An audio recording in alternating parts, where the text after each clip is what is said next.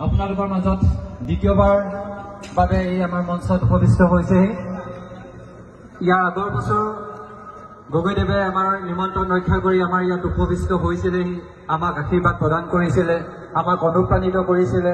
সেয়েহেতু আপোনালোকৰ আশীৰ্বাদ লৈ ছাৰৰ যি প্ৰেৰণা, সেই প্ৰেৰণাৰ সাৰোগত কৰি আমি এইবাৰো চেষ্টা কৰিছো এই অনুষ্ঠানভাগি পাতিবলৈ। আৰু ইতিমধ্যে ছাৰে আহি দেখা দিছে, আমি নথৈ আনন্দিত হৈছো। ছাৰক অকণমান মৰম যাচিব খুজিছো।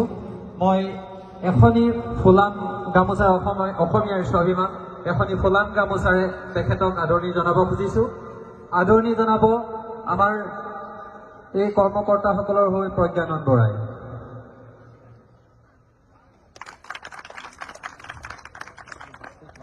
ধন্যবাদ।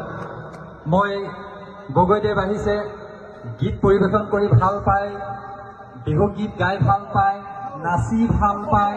যোৱাবাৰ ইয়াত সকলোকে আমাক আনন্দ প্ৰদান কৰি থৈ গৈছে। যিহেতু এটি অতি সুন্দৰ শৈলীয়ে বিহু পৰিৱেশন ইতিমধ্যে কৰি থৈ গৈছে, আমাক আনন্দিত কৰিছে। গতিকে অকণমান ছাৰক সহযোগিতা আগবঢ়াবলৈ মই শিল্পীসকলক অনুৰোধ জনাইছো।